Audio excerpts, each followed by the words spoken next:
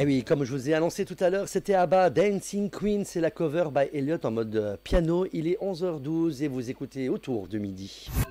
Autour de midi. Et aujourd'hui, on va parler d'art, de couleurs, de personnages XXL et d'un univers complètement inattendu. Il est l'un des artistes tunisiens les plus reconnaissables, 15 expositions personnelles, des dizaines de collectives, un style unique, flashy, généreux. On croit le connaître et puis un jour, on pousse la porte de son atelier et là, surprise, des miniatures minuscules, des sculptures géantes, un vieux canapé relooké et même une chienne qui aboie comme un vigile. Bref, il est inclassable. Majd Zalil n'est pas avec nous aujourd'hui, mais à mes côtés, celle qui connaît son univers comme personne, qui sait révéler la singularité des artistes et leur donner la mise en lumière qu'ils méritent. C'est leur deuxième collaboration et elle en parle avec autant de passion que de complicité. Elle est commissaire d'exposition. Lilia Haj Khalifa est avec nous. Bonjour. Bonjour. Ensemble, ils signent Complément d'objets directs, une exposition qui sera inaugurée ce jeudi 18 septembre à la Soukra. On en parle tout de suite. Alors, on va commencer avec vous, Lilia Haj Khalifa. Vous avez déjà donc travaillé avec Majd Zalil, hein, et c'est votre deuxième collaboration. Qu'est-ce qui vous touche et vous inspire chez lui ? Alors, il y a deux choses qui me touchent chez Majd. D'abord, sa personnalité, qui est absolument aussi flamboyante que ses personnages.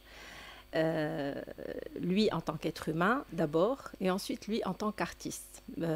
Comme vous l'avez dit, ses personnages hauts en couleur, flamboyants, gigantesques ou miniatures. J'ouvre une parenthèse, quand on est commissaire, est-ce que, commissaire d'exposition, est-ce que c'est vous qui choisissez les artistes ? Alors, ou est-ce qu'il faut qu'il y ait un feeling ou... Comment ça se passe ? Personnellement, c'est pas mon métier d'origine. Hein. Je fais ça, je fais ce commissariat, je par fais passion. Ça par passion, exactement. Donc, il y en a que c'est un métier. Oui. Hein? C'est pas le mien à l'origine. Je suis chef d'entreprise en fait. Exactement. Je suis astronaute. Exactement. Donc je fais pas beaucoup d'expos, j'en fais 1 à 2 par an. D'accord. Et il faut absolument qu'il y ait ce feeling, ça c'est clair. Parce que d'abord j'ai pas énormément de temps à consacrer à ma passion, donc quand je le consacre, j'aime que ce soit bien ciblé, quoi. Exactement. Donc déjà il faut qu'il y ait un feeling entre l'artiste et moi, et puis il faut que l'artiste ressente ce même feeling avec moi, ça c'est clair. Et ensuite il faut que ce soit un univers qui m'inspire. Si c'est un univers qui m'inspire pas, si ce sont des personnages ou des couleurs ou tout un imaginaire dans lequel je ne me reconnais pas. Et ça ne veut pas dire que le travail de l'artiste n'est pas bon. Absolument pas. Voilà. Ça peut être un artiste très coté qui se vend très bien, mais qui, moi, ne me parle pas. Et ça peut être, à contrario, un artiste pas du tout connu, qui ne se vend pas ou qui n'est pas encore coté sur le marché tunisien, et dans lequel moi, je vois quelque chose et qui me plaît et que j'expose, même si derrière, il n'y a pas de rentabilité, j'allais dire, ou de rentrée financière. Ça, c'est pas le problème. Donc ça, c'est le principe de base. Ensuite, il faut que moi et ma personnalité plaisent à l'artiste, c'est-à-dire ma façon de travailler, ma façon d'envisager les choses. Je ne suis pas galeriste, donc j'ai pas de galerie. Je propose à chaque fois un endroit différent, une façon différente d'envisager les choses, d'aborder l'univers de l'artiste. Donc il faut que ça plaise à l'artiste. J'ai un côté, comme on dit en arabe, mgarba, et je l'assume complètement. Un côté folie. Exactement, exactement. Alors, comment est née l'idée complément d'objet direct et pourquoi ce titre ? Alors, la première collaboration que j'ai eue avec Majd, c'était autour aussi des objets anciens. C'est moi qui ai eu l'idée de le faire travailler sur les objets. Et la première expo, c'était il y a 2 ans, en 2023, je crois, autour de l'objet. On a exposé au Palais d'Art Turki et ça a beaucoup plu parce que ça le sortait un peu de sa zone de confort, tout en restant dans son univers et ses personnages, mais ça le sortait un peu de ce qu'il faisait habituellement. Ça a beaucoup plu. Ce sont des pièces uniques, bien sûr. C'est fait à partir d'objets anciens. Donc, à l'époque, et puis, ça lui avait beaucoup plu, travailler autour de l'objet, etc. Et là, il a extrapolé encore plus. Donc, il a été vers des choses encore plus monumentales, des choses plus... des tableaux encore plus grands. Alors, il y a de tout, hein. Il y a des foulards en soie, il y a des paravents, il y a des téléphones, il y a des télévisions. Vraiment, il n'y a rien qui est lié, mais... C'est l'objet, en fait. À partir de l'objet, il est parti dans ses délires. L'objet quelconque. Oui, La plupart sont des objets anciens. Il y a des miroirs anciens dont il revisite le cadre et il introduit ses personnages. Il y a des balances, il y a des caisses enregistreuses. Puis c'est des objets où les gens, dans leur maison, disent tiens, bah, ça, je le verrai là. Absolument. Donc, si vous êtes fan je sais pas, de bateau, vous avez un capitaine avec un gouvernail. Si vous êtes fan d'avion, il y en a pour tout le monde. Hein, ah oui, oui, il y en a absolument pour tous les goûts, pour toutes les tailles. Il y en a pour toutes les bourses aussi. C'était important qu'on ait des objets du plus Alors, petit comment on au plus code grand. tout ça en tant que commissaire? Alors, personnellement, je travaille en grande complicité avec mes artistes, enfin mes artistes, les artistes avec lesquels je travaille. Je ne fais rien sans leur approbation, c'est-à-dire que je ne mets pas une olive sur une pizza sans qu'ils soient d'accord. Ça va jusque-là dans le détail. Et tous les prix sont fixés en accord avec l'artiste. Ça dépend. Il n'y a pas de barème mondial ou mondial, national non. ou Franchement, mondial, non. C'est surtout en fonction de ce qui se passe sur le marché tunisien, mais je donne une certaine cote de ces tableaux habituels. Là, c'est des pièces assez exceptionnelles et je le répète, des pièces complètement uniques. Il y a l'investissement initial, c'est-à-dire Mejed achète des pièces anciennes. Il y a le temps qu'il y passe, la difficulté qu'il a à travailler sur la pièce. Vraiment. Oui, vraiment. S'il a mis 10 jours, 20 jours, voire un mois à travailler sur une pièce, ça se valorise, ça prend de la valeur. Si la pièce a pris beaucoup moins de temps à être réalisée, c'est un peu moins. Il y a la taille aussi de la pièce. Vous avez des choses monumentales de 2 mètres sur 1,80 m. C'est des pièces muséales carrément. Et puis vous avez des toutes petites choses qui sont beaucoup plus accessibles. C'est beau la vie, hein, quand on le prend de cet angle-là. Hein. Pas toujours, pas toujours. Vous avez des petites choses insignifiantes, à contrario, qui prennent beaucoup de temps pour être réalisées. Mais c'est ce qui fait la valeur de l'objet. Absolument. Aussi, donc tout ça se fait en concertation entre nous. On prend l'avis aussi de gens du milieu artistique. Je tiens à citer Mohamed Hashish, dont la collaboration nous a été extrêmement précieuse sur ce projet. Donc on est en concertation avec des gens qui s'y connaissent un petit peu. On regarde aussi un petit peu le marché, comment tout ça s'inscrit dans un contexte économique différent. Difficile même. Aussi, absolument. Et donc, je vous remets sur la question ou pas? Oui, oui, absolument. Pourquoi complément d'objet direct? Alors, complément d'objet direct, c'est une... Déjà, c'était la première collaboration. La première collaboration, après, voilà. C'était jeudi hier et d'aujourd'hui. Complément d'objet. Direct. Alors, l'objet y est. Donc, et je trouvais que le sujet, qui est Mejed, s'accordait avec on dit que le complément d'objet direct s'accorde avec le sujet. Et j'ai trouvé que le sujet s'accordait parfaitement avec Mejed. Prochaine expo, complément d'objet indirect. Je ne sais pas s'il y aura une prochaine expo. Donc j'ai trouvé ce jeu de mots sympathique. Non, j'ai bien aimé. Alors quel est votre rôle en tant que commissaire dans une telle exposition? Accompagner, guider, révéler? Alors mon rôle, il se situe en amont et en aval. En amont, je lève les fonds parce que cette expo est sponsorisée par deux entreprises tunisiennes, enfin Hyundai et Banque ABC, donc qui nous sponsorisent financièrement, c'est-à-dire que le vernissage est sponsorisé par ces entreprises qui nous avancent des fonds pour financer tout ce qu'il faut, la salle. On édite un catalogue qui est fait. Ça coûte cher. Donc il y a un photographe professionnel qui prend les photos, il y a un graphiste qui fait le catalogue, on imprime le catalogue et tout ça. Évidemment. Et ça prend du temps et de l'argent. Ensuite, il y a un vernissage. On essaye de faire les choses bien, d'accueillir les gens dans de bonnes conditions et de belles conditions, à la hauteur de la beauté des œuvres que Mejed présente. Donc, je lève les fonds. Ensuite, j'essaye de trouver un endroit différent et évidemment, j'essaye que ce soit original à chaque fois, différent. C'est pour ça que je ne suis pas galeriste. Donc, moi, je fais des expos un peu itinérantes, un peu originales. Exactement, pour que les gens, à chaque fois, découvrent des endroits différents. Ouais. Donc là, c'est à la Soukra, c'est d'un paintball qui offre un immense espace, personnellement, que je ne connaissais pas. Donc, je découvre. J'ai même fait des parties de paintball là-bas. Alors, la partie paintball est à l'extérieur. À l'intérieur, il y a un espace immense. Et j'avais besoin d'un espace aussi grand parce que les œuvres, je le répète, il y a des œuvres qui sont vraiment monumentale et je pense pas que j'aurais pu exposer. C'est une sorte quasi de hangar qu'on a aménagé, bien sûr, qu'on a mise en scène. La scénographie de Mohamed Hashish et de moi. Donc on a essayé de faire ça. Donc il y a cet aspect des choses. Ensuite, je trouve le graphiste pour faire le catalogue. Ensuite, j'organise le vernissage. Je suis la vente. J'ai un carnet d'adresses, bien sûr, qui me permet d'avoir une certaine clientèle. Tout ça a fait que pour moi, le commissariat s'apparente à toutes ces étapes de l'exposition. Est-ce qu'aujourd'hui, justement, dans le contexte actuel que vit, que ce soit la Tunisie ou dans le monde entier, que ce soit politiquement ou économiquement, est-ce que le Tunisien achète aujourd'hui? D'abord, le Tunisien, en général, est demandeur et amateur d'art. Que ce soit pour regarder. Ils ont l'œil, quoi. Oui, franchement, oui, ça attire un public, c'est tout public. Vous avez des étudiants de l'école des beaux-arts, vous avez des gens de... Il y a toutes les catégories. Après, qu'ils achètent ou pas, c'est différent. Mais les gens apprécient. Et puis, Majd est quelqu'un de très gai, de très... folklore. Absolument. Et il bien, aime ouais. que ce soit festif. Donc pour lui, un vernissage, c'est pas, on ne parle pas, c'est pas silencieux. du tout, c'est pas silencieux, c'est pas Ça devrait être sérieux. comme dans une banque, en fait. Du tout, du tout. Mais c'est Pour pas Majd, comme- c'est ici, c'est pas festif, pareil. c'est festif, c'est la fête, ça doit être, tout le monde s'amuse. Ouais. Malheureusement, on a été endeuillé par la perte de Diarmiri. Paix à son âme. Et je tiens à préciser Oui. que cette expo lui est entièrement dédiée. Donc le catalogue lui est dédié et cette expo va lui être dédiée par certains aspects.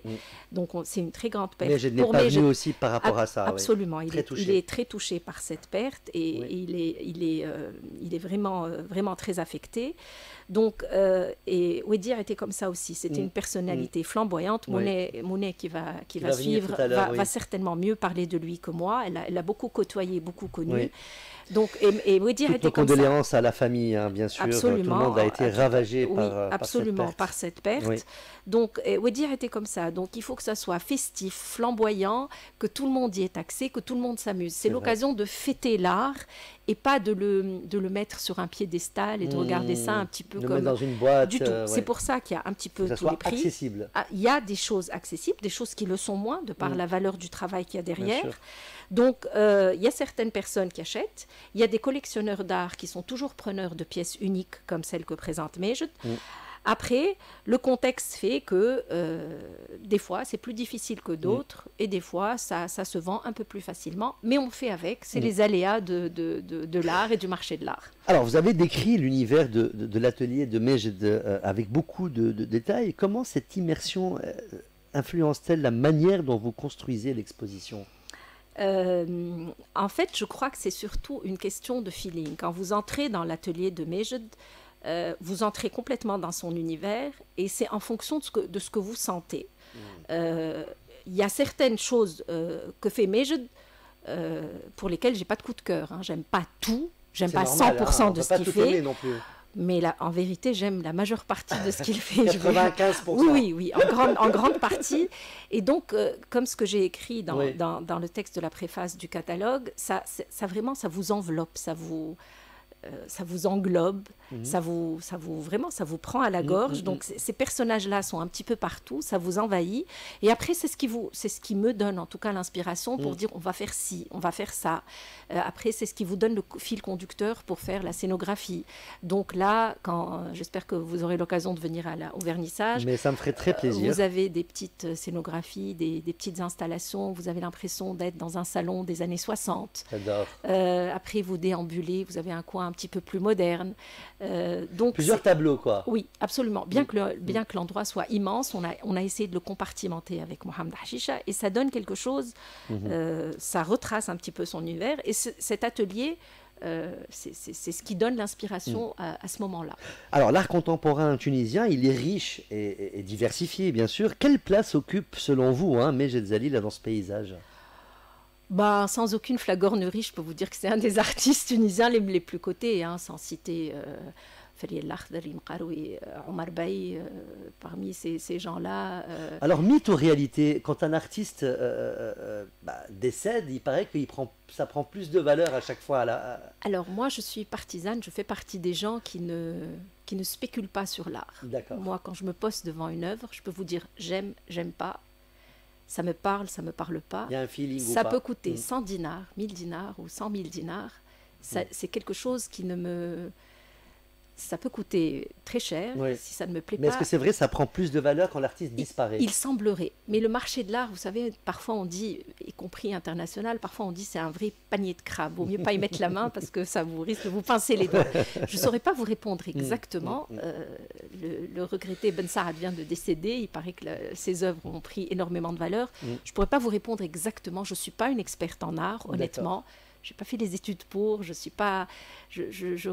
fais ça plutôt en amateur et peut-être que des gens mieux qualifiés que moi pourraient me vous répondre Ouais. plus exactement sur ce point. Mais j'avais une partie de la réponse, je pense que c'est oui, hein. C'est-à-dire que beaucoup de peintures de grands artistes. Parce que ça Ouais. fait la rareté. Voilà. Et tout ce qui est rare est cher, par définition. Que souhaitez-vous que le public retienne en venant voir cette exposition?